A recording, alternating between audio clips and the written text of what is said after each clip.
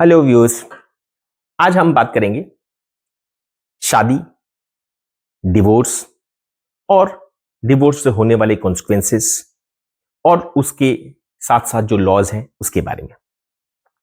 इस वीडियो में मैं आपको एक छोटा छोटा ग्लैंस देने की कोशिश करूंगा कि आखिर भारत में किस किस कानून में किस किस तरीके से शादियां होती हैं और शादी के बाद अगर शादी में कोई प्रॉब्लम आए तो किन किन लॉज में मैरिड वुमेन्स प्रोटेक्टेड है। सो इस वीडियो को आगे बढ़ाते हुए सबसे पहले यह जान लेना जरूरी है कि हमारे भारत में दो तरह के कानून हैं शादी के लिए। एक पर्सनल लॉज में जो हिंदू मैरिज एक्ट या मुस्लिम पर्सनल लॉ में जो शादियां होती हैं जो अपने रिलीजन के अपने कस्टम्स के हिसाब से शादी होती है, और दूसरा प्रोविजन स्पेशल मैरिज एक्ट 1954 के तहत बनाया गया है, जिसमें स्पेशल मैरिज एक्ट इसलिए फॉर्म किया गया जिसमें कोई भी कास्ट हो, कोई भी क्रीड हो, कोई भी रिलीजियन हो, कोई भी नेशनल्स हो, इन सब लोगों को इंक्लूड करके कंडीशंस के साथ शादी करने की परमिशन दी गई। अब इसमें आता है स्पेशल मैरिज एक्ट के तहत कि जो जान लेना काफी जरूरी है और काफी ये क्वेश्चंस एडवोकेट्स के सामने आते हैं कि आखिर किस किस कंडीशन में हम शादी कर सकते हैं, हमें स्पेशली शादी करनी है, हमारी शादी को अगेंस्ट किया जा रहा है क्योंकि सेपरेट रिलीजन के हैं या किसी और कास्ट के हैं। इस तरह के मामला हमारे पास काफी आते हैं जिसको एक्सप्लेन करने के लिए मैं आज ये बता दूं कि इसमें सबसे पहली बेसिक रिक्वायरमेंट ये होनी चाहिए कि according to the special marriage act कि लड़के की उम्र 21 कंप्लीट होनी चाहिए और लड़की की उम्र 18 इयर्स कंप्लीट होनी चाहिए।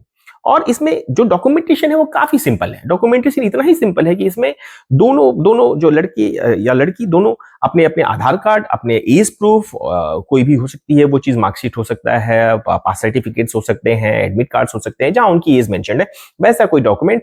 एंड अलोंग विद दैट आपको दो फोटोग्राफ्स चाहिए होते हैं, दो विटनेसेस चाहिए होते हैं। और इसमें क्या होता है कि आपको 1 मंथ प्रायर एक नोटिस दे देना पड़ता है 30 डेज बिफोर, और वो नोटिस पीरियड कंप्लीट होने के बाद विद इन 90 डेज आप किसी विद इन मैरिज ऑफिसर के सामने जाके आप शादी रजिस्टर करा सकते हैं। It is as simple as it is to get registered your marriage under special marriage act. अब इसमें थोड़ी सी ये चीजें भी लाई गई थी कि अगर आप कोई भी पार्टी दोनों में से किसी की स्पाउस, लिविंग स्पाउस है अगर उस वक्त, तो वो शादी नहीं कर सकता। अगर दोनों पार्टी में से कोई वैलिड कंसेंट देने लायक नहीं है तो वो शादी इंटर नहीं कर सकते स्पेशल मैरिज एक्ट के तहत। अगर कोई इंसिनिटी की अटैक्स लगातार आए हुए हैं किसी भी एक पार्टी को, वो भी एंटर नहीं कर सकते। और उसके साथ साथ मोस्ट इंपॉर्टेंटली कि वो दोनों आपस में not with in the degree of prohibited relationship होने चाहिए।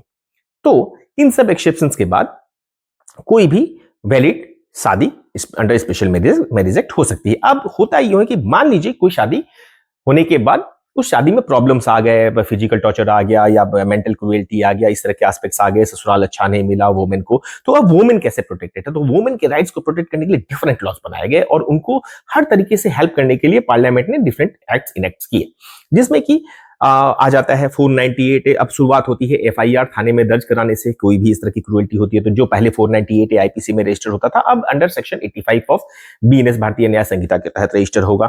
वो इन्वेस्टिगेट होगा, चार्जशीट फाइल होगी, प्रोसिक्यूट होगा, और अगर प्रूव हुआ तो वो उसमें जेल जाने तक का प्रावधान है हस्बैंड और हस्बैंड के रिलेटिव को। सिमिलरली डोमेस्टिक वायलेंस एक्ट के तहत भी केस किया जा सकता है, कोर्ट में डायरेक्ट कंप्लेन किया जा सकता है, इंक्वायरी ऑफिसर अपना इंक्वायरी होल्ड करेंगे, रिपोर्ट फाइल करेंगे, उसमें भी एविडेंस वगैरह, ट्रायल वगैरह होगा, एंड अल्टीमेटली अगर दोषी पाए गए तो उसमें भी पनिशमेंट अकॉर्डिंग टू पनिशमेंट भी है, और साथ साथ उसमें काफी सारे प्रोटेक्शंस दिए गए हैं कि protection to live in the shared household, protection from cruelty etcetera. बहुत सारी चीजें उसके अंदर और भी दी गई हैं जो डिटेल्ड मैं जो अपनी वीडियो बनाऊंगा स्पेशली उसमें आपको जानकारी दूंगा। इसके बाद आप फाइल कर सकते हैं, अगर आपके बाल बच्चे हैं तो आप गार्जियनशिप के लिए फाइल कर सकते हैं, वोमेन अपने गार्जियनशिप के लिए क्लेम कर सकती है उन बच्चों का। स्त्रीधन जो मोस्ट इंपॉर्टेंट थिंग होता है किसी भी मैरिड वुमन के लिए, वो स्त्रीधन क्लेम करने के लिए एक सेपरेट पिटीशन एप्लीकेशन भी लगा सकती है। और अपनी, चूंकि वो इंडिपेंडेंट अगर उनका इनकम नहीं है तो उस केस में वो 125 सीआरपीसी के तहत भी जा सकती है, या अब नए कानून जो आया उसमें भी जा सकती हैं। और साथ साथ वो मेंटेनेंस क्लेम कर सकती है अंदर हिंदू मैरिज एक्ट, अगर वो स्पेशल मैरिज एक्ट के तहत भी मेंटेनेंस क्लेम कर सकती हैं, आइदर ऑफ द टू भी कर सकती हैं। क्यों? अगर कोई अपने सोशल उस तरीके से भी शादी हुई है, सोशल रिकॉग्निशन से भी शादी हुई है, अपने कस्टम से भी शादी की है, और साथ साथ उन्होंने अगर स्पेशल मैरिज एक्ट में भी रजिस्टर कराया, तो दोनों में से किसी एक कानून के तहत वो डिवोर्स एप्लीकेशन भी लगा सकती हैं, एंड ऑल्सो वो अपने मेंटेनेंस एप्लीकेशन भी लगा सकती हैं। सो ये देखने वाली बात यहाँ पे है कि हर तरीके की प्रोटेक्शन वुमेन को दी गई है। वो अपने आप को प्रोटेक्ट कर सकती है, अपनी फाइनेंशियल इंडिपेंडेंस बना सकती है, कुछ हेल्प ले सकती है, हस्बैंड के द्वारा हेल्प मिलता है उसके तहत।